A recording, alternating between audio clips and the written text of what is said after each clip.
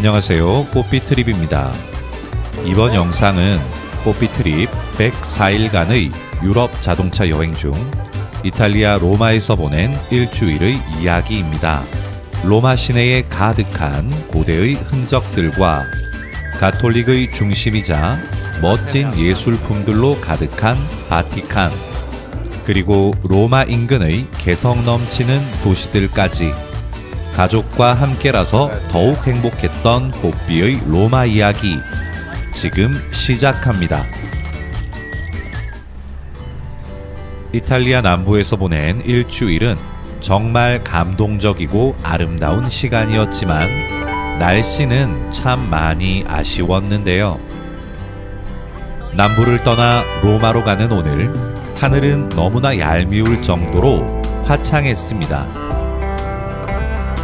햇살 가득한 남부의 바다와 헤어짐이 아쉬워 빠르고 좋은 길을 제쳐두고 아말피 코스트를 달려서 로마로 향했습니다.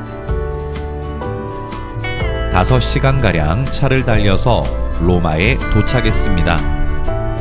숙소는 GTL 바로 외곽이자 콜로세움에서 약 2km 떨어진 곳으로 잡았는데요. 안전하게 차를 주차할 수 있는 공간이 있어서 좋았고, 넓은 테라스와 다락 같은 2층 공간도 마음에 쏙 들었습니다.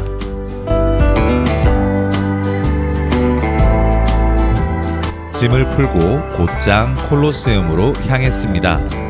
콜로세움은 입장권 구하기가 너무 어려워서 어떻게 하면 좋을까 고민하다가 파르코 패밀리 카드를 구입하기로 했습니다. 카드 구입 비용은 80유로인데 성인 2명과 자녀 3명까지 혜택을 볼 수 있으며 콜로세움, 포로 로마노 등 콜로세움 인근 유적지에 1년간 몇 번이고 무료로 입장 가능한 카드입니다. 콜로세움 온라인 예약도 파르코 멤버는 별도의 정원이 배정되어 있어서 원하는 시간대에 원활한 예약이 가능했습니다. 콜로세움은 내일 다시 올 예정이라 오늘은 1층만 간단히 둘러보고 저녁을 먹으러 로마의 한식 맛집 아리랑 식당을 방문했습니다. 안녕하세요. 4명이요. 4사람이요. 안쪽으로 들어갑시다. 4월 초 프랑스 파리의 삼부자 식당에서 한식을 먹은 이후 정말 오랜만에 먹는 한식이라 한껏 기대되었는데요.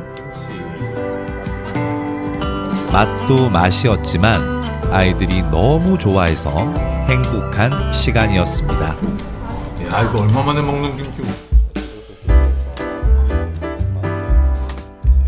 숙소 바로 옆 슈퍼에서 간단한 아침거리를 사왔습니다. 어제가 콜로세움과 가벼운 첫 만남이었다면 오늘은 콜로세움에 푹 빠지러 갑니다. 콜로세움 근처에 음수대가 있으니 참고하세요. 파르코 카드 덕분에 큰 어려움 없이 바로 입장할 수 있었습니다.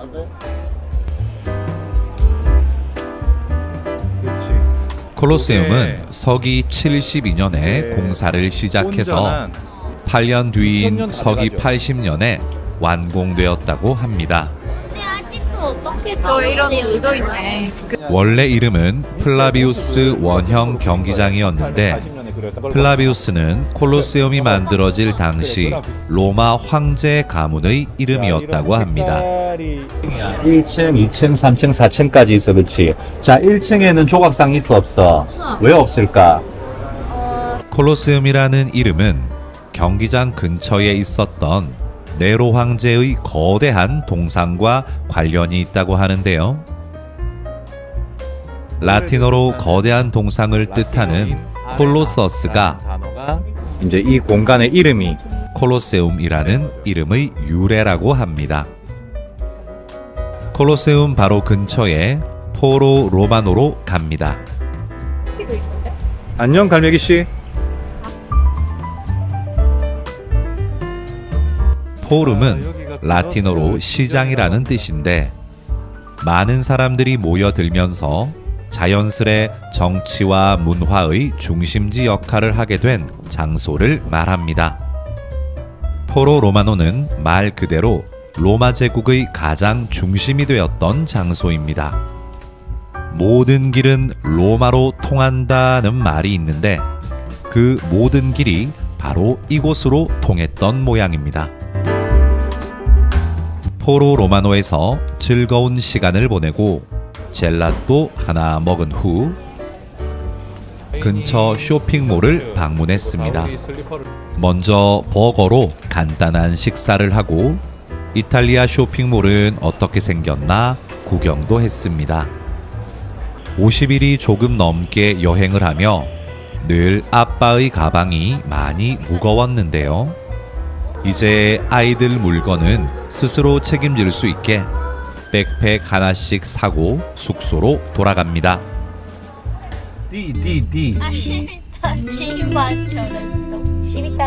오늘은 지브리의 명작 천공의 성 라퓨타의 모티브로 알려진 로마 근교의 소도시 시비타 디 반요레초로 갑니다. 주차장 안내 표지판을 따라 마을 안쪽으로 쭉 들어가서 주차를 하고 천공의 성을 만나기 위해 설레는 발걸음을 내딛습니다. 다리를 건너기 전 입장권을 구입하고 태어나서 처음 보는 비현실적인 풍경을 마주하며 천공의 성을 향해 걸어갑니다. 이제 날씨가 제법 더워져서 조금만 걸어도 금방 지치게 되니 마을에 들어서자마자 지친 몸과 마음에 젤라또를 선물하고 더위를 조금 식힌 뒤 마을 구경을 시작합니다. 더울 땐 성당 안에 들어가 조금 쉬기도 하고 고양이를 만나면 배낭에 챙겨온 간식도 나누어 줍니다. 오늘은 날이 참 좋다 했는데 갑자기 폭우가 쏟아져서 얼른 차로 대피합니다. 근교로 나온 김에 사투르니아에 가서 물놀이도 하려고 했었는데 빗방울이 그칠 생각을 하지 않아서 그냥 로마로 돌아가기로 했습니다. 하지만 로마 근처에 가까워지자 거짓말처럼 비가 그쳤고 이대로 로마로 가기가 아쉬웠던 우리는 무작정 톨게이트 밖으로 핸들을 돌렸는데요. 이렇게 도착한 곳이 바로 치비타 베키아. 너무나 쾌적한 느낌의 치비타 베키아를 거닐며 미켈란젤로가 만들었다는 해안 요새도 만났습니다. 아무데나 가도 거장의 흔적을 만날 수 있다는 사실이 그저 놀랍기만 했는데요. 우리를 더욱 놀라게 만든 것은 바로 오묘한 빛으로 아름답게 물든 치비타 베키아의 저녁 노을이었습니다.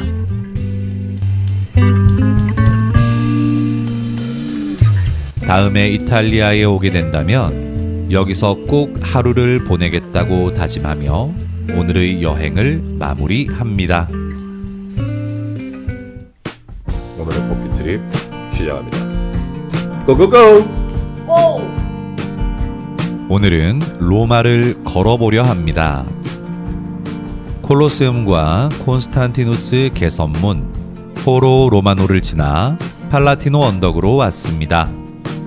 파르코 카드가 있으니 출입 횟수 신경 쓰지 않고 콜로세움 인근 유적지를 자유롭게 드나들 수 있어서 너무 좋았습니다. 팔라티노 언덕에서 포로 로마노를 내려다보니 정말 가슴이 웅장해지는 것을 느낄 수 있었습니다. 팔라티노의 명물 갈매기 씨도 만났습니다. 내 머리에 지금 왔어.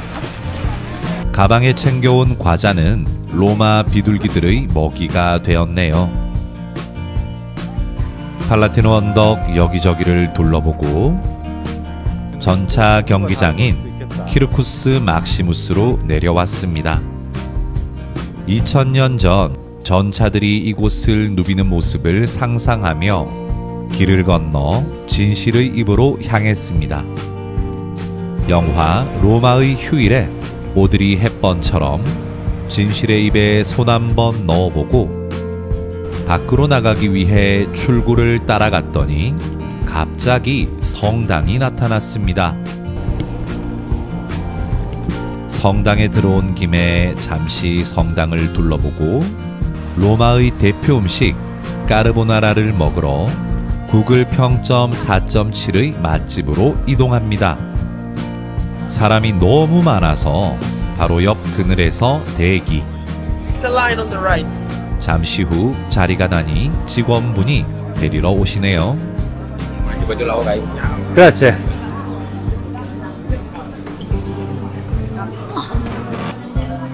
테이블에 앉아서 주문을 하고 잠시 기다리니 먹음직스러운 까르보나라와 미트볼 등장. 우리나라에서 파는 크림 가득한 까르보나라와는 달리 까르보나라의 원조 로마에서 만난 까르보나라는 꾸덕꾸덕한 소스와 굵은 면발이 너무나 매력적이어서 뽀삐 가족 모두가 그 맛에 푹 빠져버렸습니다. 함께 나온 미트볼도 맛있었고 피렌체에 이어 다시 맛본 아페롤 스프리츠도 너무 좋았습니다. 테베레 강을 건너 길거리 시장 campo de Fiori로 갑니다. 유럽에 오면 꼭 먹어보고 싶었던 납작 복숭아를 드디어 만났습니다. 납작 복숭아와 체리를 좀 사서 배낭에 넣고 왕체리. 맛있어? 나보나 광장으로 갑니다. 광장 분수가에 앉아서 좀 쉬다가 근처 아이스크림 가게에서 젤라또 하나 먹고 판테온으로 갑니다. 날도 너무 더웠는데 줄도 너무 길어서 Excuse me, is this waiting line?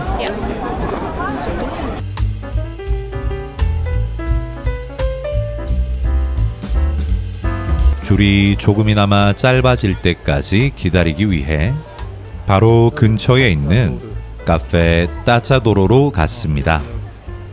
이곳은 누리꾼들 사이에서 로마 3대 카페로 통하는 곳인데요. 직원분께 야외 테이블을 요청하니 친절하게 안내해 주셨습니다.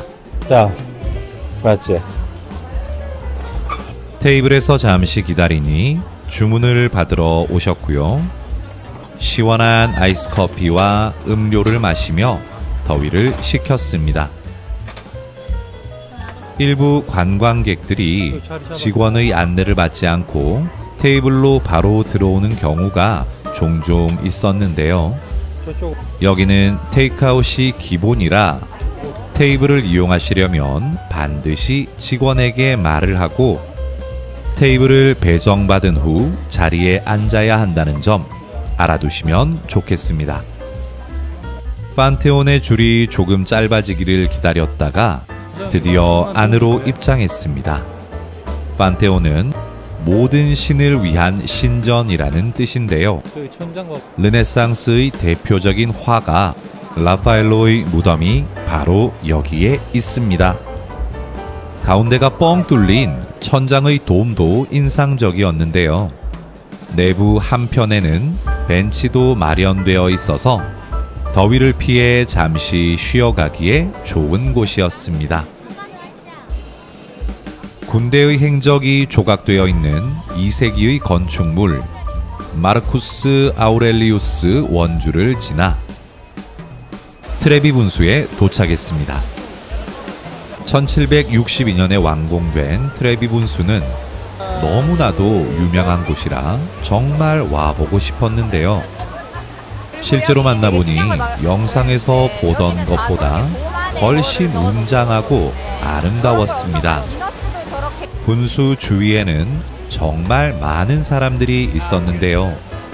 사진과 영상으로 멋진 추억을 남기는 것도 좋았지만 무더운 날에 선물 같은 시원함을 느끼기 위해서라도 이곳은 꼭 들러야 할 것 같습니다.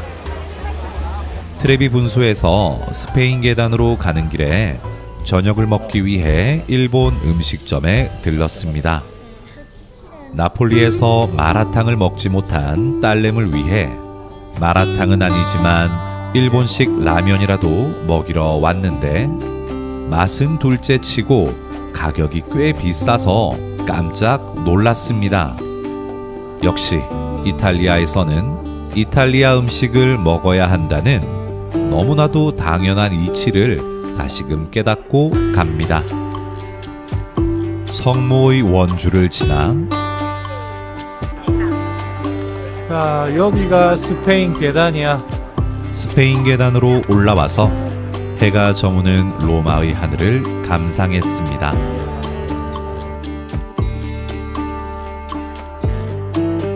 날이 어두워진 뒤에도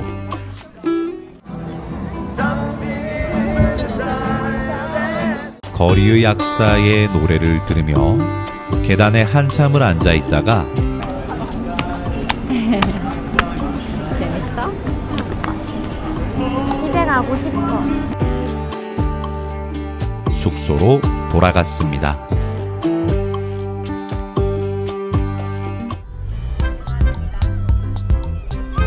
오늘은 날씨가 정말 화창해서 며칠 전 근처까지 갔다가 폭우 때문에 가지 못한 사투르니아 자연 온천으로 갑니다. 밥 시간이 애매해서 슈퍼에서 산 음식을 주차장에 도착한 후 차에서 먹고는 자연 온천을 향해 걸어갑니다. 드디어 온천에 도착했습니다. 유럽에서는 래시가드를 잘 안 입는다고 하더니 이 넓은 공간에 래시가드는 딱 우리뿐이네요. 사투르니아는 이탈리아 여행 영상에서 자주 보았던 곳인데요. 영상 속 풍경이 너무 신비롭고 아름다워서 너무나도 와보고 싶었던 곳이었습니다.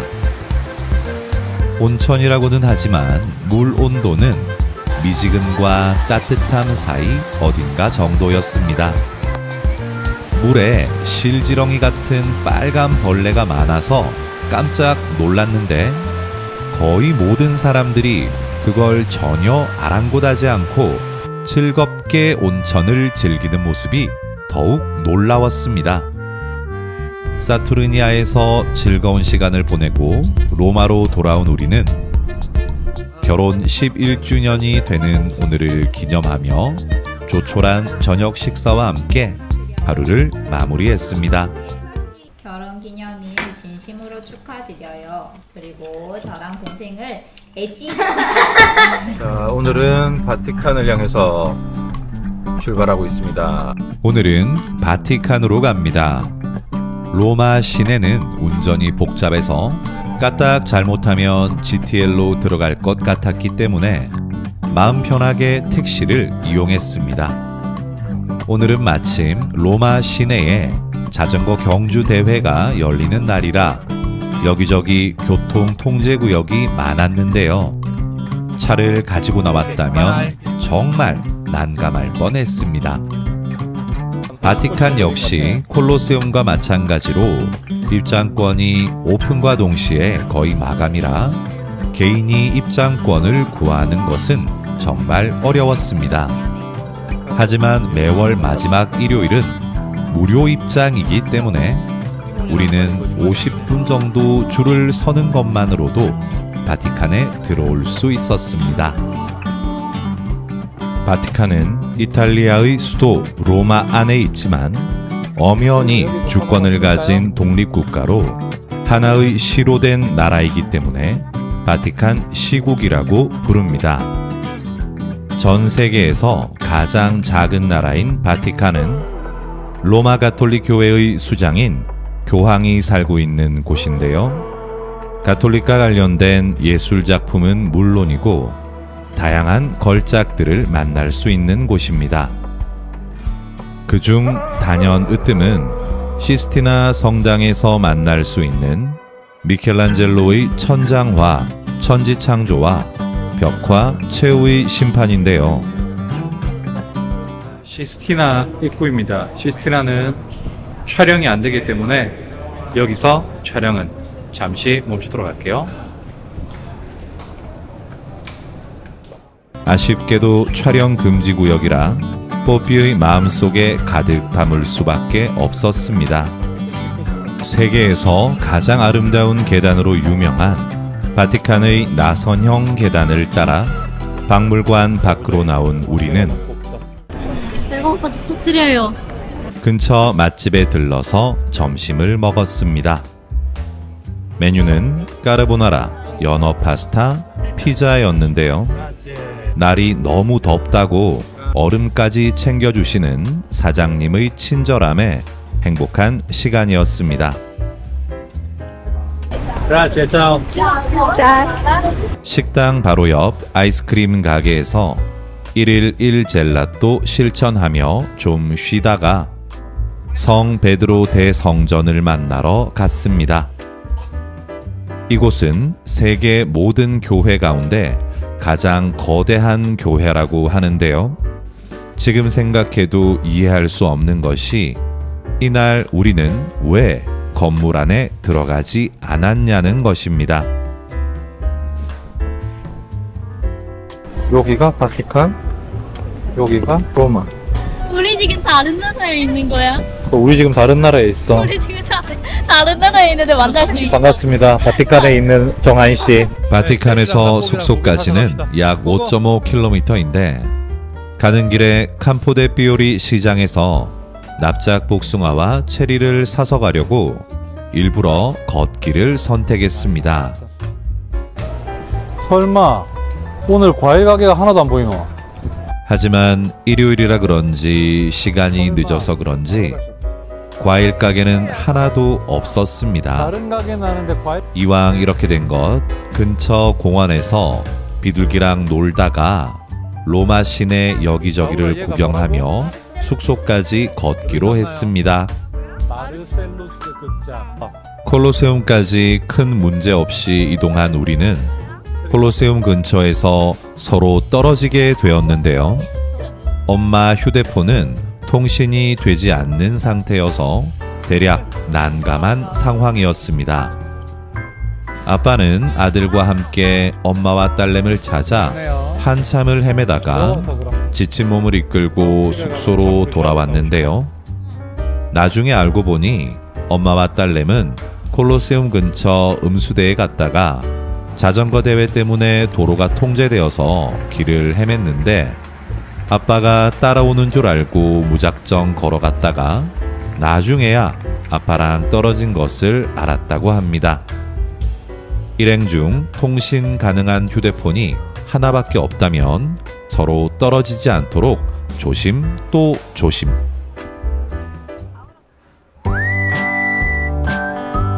어제 길에서 너무 진을 뺀 탓인지 오늘은 몸이 너무 힘들었습니다. 그래서 아빠와 아이들은 하루 종일 집에서 푹 쉬었는데요. 혼자서도 씩씩하게 로마를 탐험하러 나간 엄마가 돌아오기를 기다렸다가 저녁을 먹으러 숙소 근처로 나갔습니다. 아이들은 어김없이 까르보나라를 주문했고 아빠는 이것저것 다양하게 시켜보았는데요. 옆 테이블에 있던 네덜란드 커플이 사진도 찍어주고 맥주도 한 잔 쏘더라고요. 인스타 마파라고 다음을 기약하며 식당을 나온 우리는 로마에서의 마지막 젤라또를 먹으며 숙소로 돌아갔습니다. 내일은 베네치아가 있는 이탈리아 북부로 떠납니다. 그럼 내일도 꼬립